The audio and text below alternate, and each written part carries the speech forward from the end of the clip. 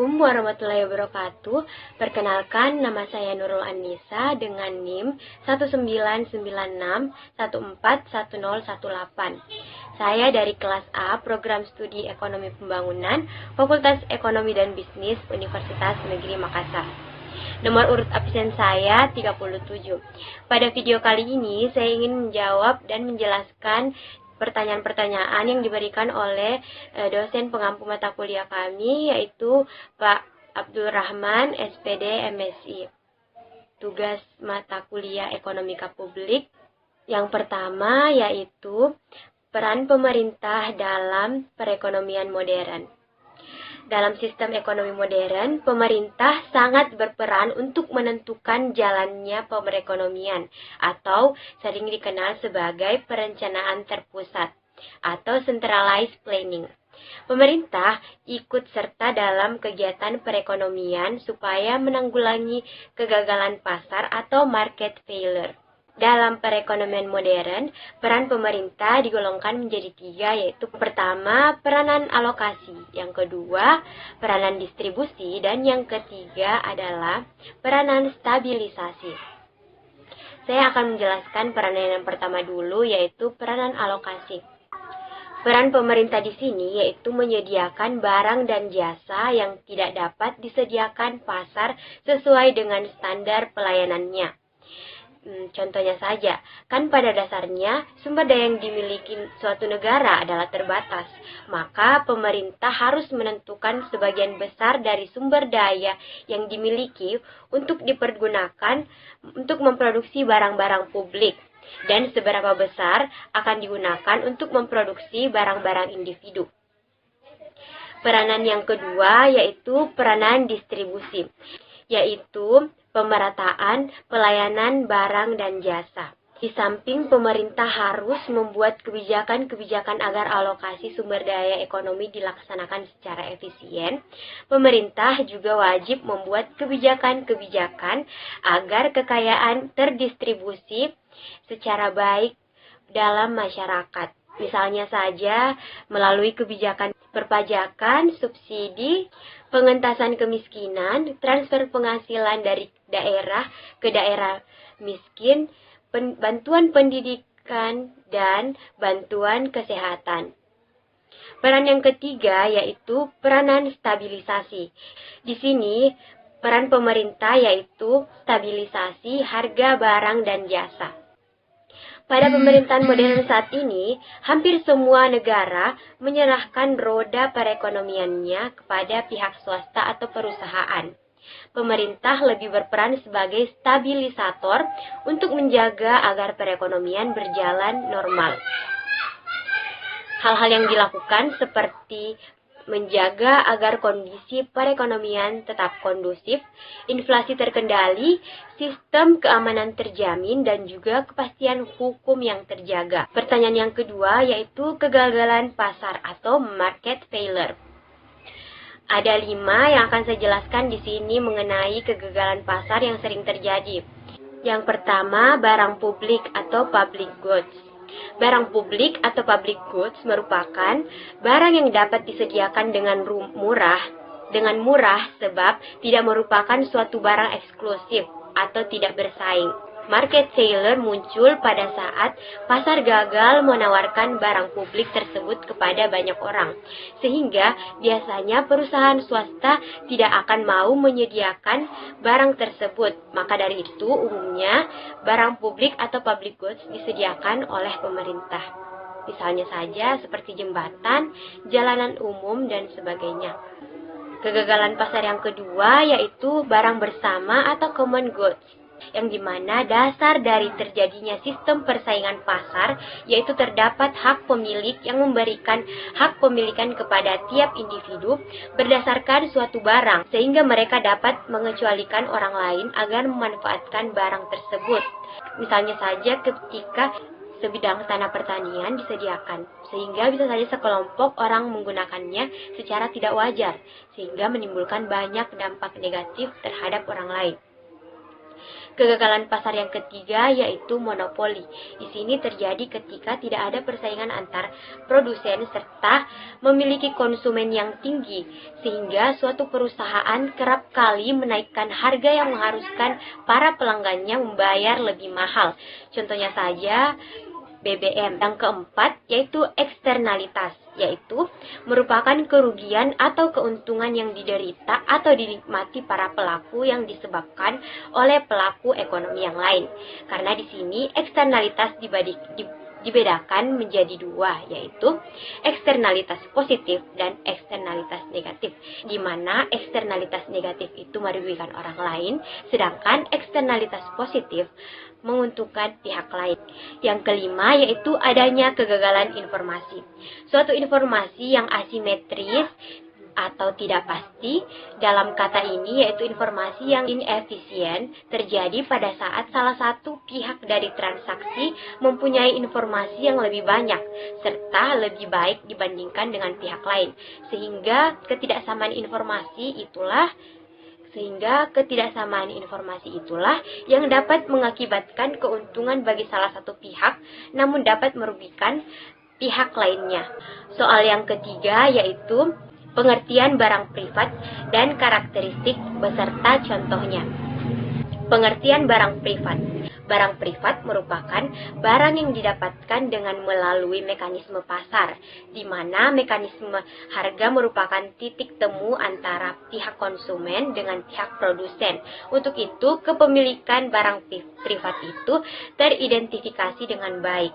Karakteristik barang privat terbagi menjadi tiga, yaitu yang pertama, rivalrous consumption, di mana dikonsumsi oleh satu konsumen akan mengurangi atau menghilangkan kesempatan pihak lain untuk melakukan hal serupa, yaitu dalam hal ini terjadi rivalitas antar calon konsumen dalam mengonsumsi barang ini. Contohnya saja, tidak semua orang bisa memiliki mobil.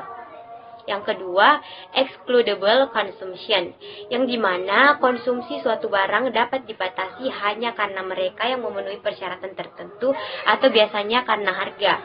Dalam hal ini, mereka yang tidak membayar atau tidak memenuhi syarat dapat dikecualikan dari akses untuk mendapatkan barang tersebut atau excludable. Contohnya, pakaian. Contohnya pada saat membeli pakaian. Yang ketiga yaitu scarcity atau kelangkaan atau keterbatasan dalam jumlah. Kelangkaan dan ketersediaan dalam jumlah yang diskrit atau terbatas yang menimbulkan kedua sifat sebelumnya yang seperti rivalrous consumption dan excludable consumption. Contohnya scarcity di sini ketika ada kelangkaan baju, tas dan sebagainya. Pertanyaan yang keempat yaitu teori pengeluaran pemerintah yang ditinjau melalui aspek makro. Teori makro pengeluaran pemerintah dalam arti real dapat dipakai sebagai indikator besarnya kegiatan pemerintah yang dibiayai oleh pengeluaran pemerintah. Sebagian besar dan banyak kegiatan pemerintah, sebagian besar pula pengeluaran pemerintah yang bersangkutan. Dalam teori ekonomi modern, pengeluaran pemerintah terdiri dari 3 pos yang utama yang digolongkan sebagai berikut. Menurut Budiono tahun 1999, 3 pos tersebut yaitu yang pertama, pengeluaran pemerintah untuk pembelian barang dan jasa, yang kedua, pengeluaran pemerintah untuk gaji pegawai, dan yang ketiga, pengeluaran pemerintah untuk transfer payment. Teori makro mengenai perkembangan pengeluaran pemerintah dikelompokkan juga menjadi 3 golongan, yaitu yang pertama, model pembangunan tentang perkembangan pengeluaran pemerintah yang dikemukakan oleh Rostow dan Musgrave. Yang kedua, hukum Wagner yang mengenai perkembangan aktivitas pemerintah, dan yang ketiga, teori Koch dan Wiseman. Pada teori pertama, yaitu teori Rostow dan Musgrave, mengenai pengeluaran pemerintah, mereka menghubungkan perkembangan pengeluaran pemerintah dengan tahap-tahap pembangunan ekonomi yang dibedakan antara tahap awal, tahap mengena, dan tahap lanjut. Sedangkan teori yang kedua, yaitu teori Adolf Wagner, menyatakan bahwa pengeluaran pemerintah dan kegiatan pemerintah semakin lama semakin meningkat.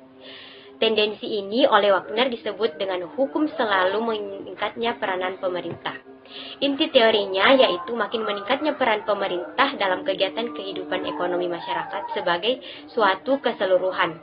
Wagner menyatakan bahwa dalam suatu perekonomian, apabila pendapatan per kapita meningkat, maka secara relatif pengeluaran pemerintah pun akan meningkat, terutama disebabkan karena pemerintah harus mengatur hubungan timbul dalam masyarakat, hukum, pendidikan, rekreasi, kebudayaan, dan sebagainya.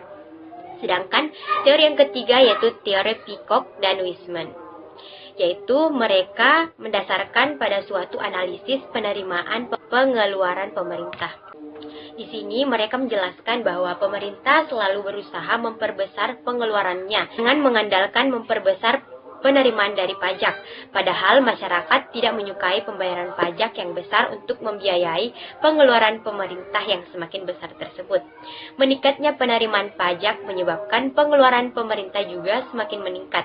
Dalam keadaan normal, meningkatnya GNP menyebabkan penerimaan pemerintah yang semakin besar, begitu juga dengan pengeluaran pemerintah menjadi semakin besar. Pertanyaan yang kelima yaitu penyusunan, pelaksanaan, dan pertanggungjawaban APBN. Penyusunan APBN pemerintah dalam menyusun APBN tentu mempertimbangkan banyak faktor.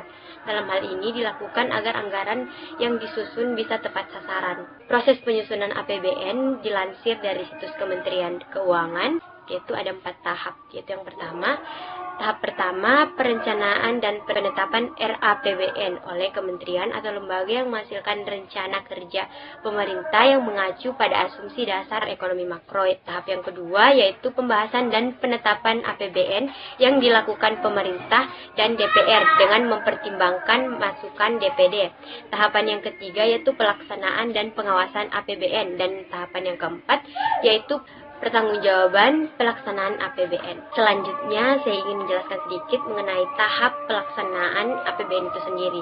Tahap pelaksanaan APBN setelah APDB ditetapkan dengan peraturan daerah.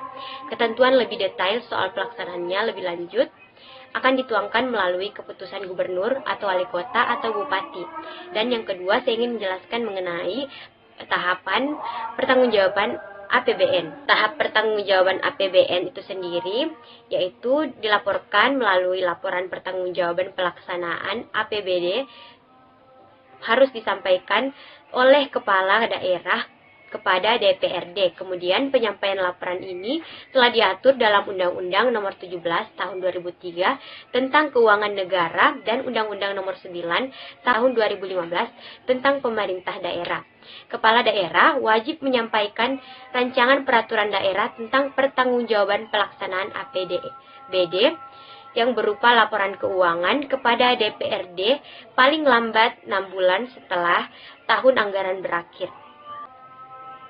Yang keenam yaitu pelaksanaan dan realisasi APBN di Indonesia. APBN tahun 2021 dilaksanakan secara ekspansif dan fleksibel sebagai instrumen utama dalam mendukung penanganan pandemi dan pemulihan ekonomi nasional atau sering kita sebut sebagai PEN. Secara umum, pelaksanaan APBN pada semester 1 pada tahun 2021 sejalan dengan membaiknya aktivitas ekonomi dan dukungan kebijakan fiskal yang ditempuh pemerintah. Dalam menghadapi dampak pandemi dan akselerasi pemulihan ekonomi.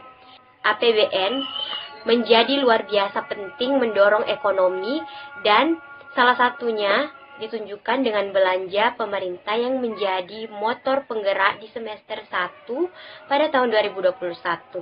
Sehingga dapat dikatakan bahwa realisasi dan pelaksanaan APBN sudah cukup responsif dan fleksibel. Pemerintah melalui APBN 2021 telah bekerja keras dengan peningkatan realisasi belanja negara dan telah responsif memberikan perlindungan kepada masyarakat dalam bentuk dukungan penanganan kesehatan, perlindungan sosial, dan dukungan bagi UMKM dan dunia usaha.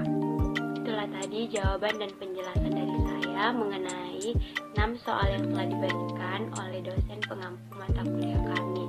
Sekian dari saya, terima kasih. Wassalamualaikum warahmatullahi wabarakatuh.